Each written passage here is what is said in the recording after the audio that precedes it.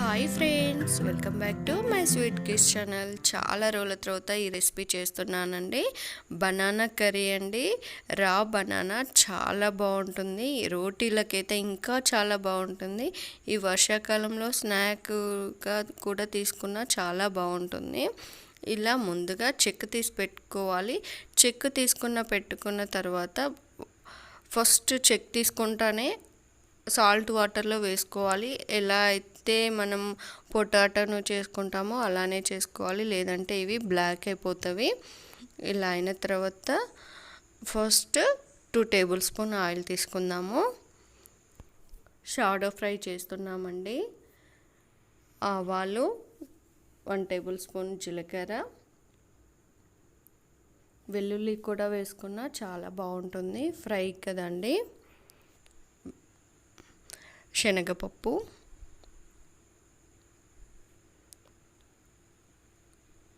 ఒకవేళ మీరు రోటీకి అయితే అన్నంలోకి అయితే పల్లీలు వేసుకొని అవసరం లేదు.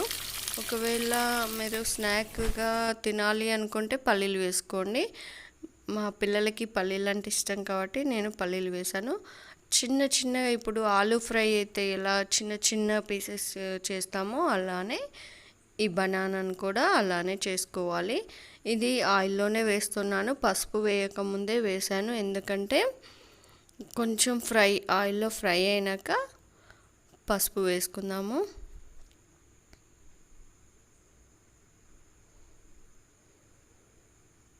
చూడండి, చాలా 3 మినిట్స్లో ఫ్రై అయిపోతాయండి. ఇవి చాలా ఫాస్ట్గా అయిపోతాయి. ఆలు అంటే కొంచెం కింద అడుగంటుతుంది, ఇది అడుగు కూడా అంటదు, అంటే కింద అడుగంటదు.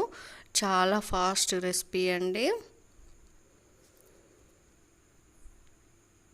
ఇప్పుడు కొంచెం పసుపు, కొద్దిగా వెల్లుల్లి పేస్ట్ మాత్రమే వేస్తున్నాను, అల్లం పేస్ట్ వేయట్లేదండి. ఒకవేళ స్నాక్ అనుకుంటే వెల్లుల్లి, కర్రీగా అనుకుంటే అల్లం కూడా వేయవచ్చు. తర్వాత గరం మసాలా, సాల్ట్. చూడండి ఎంత ఫాస్ట్గా అయిపోయిందో, ఎంత కలర్ఫుల్గా ఉందో చూడండి. లాస్ట్లో గార్నిష్గా కొత్తిమీర.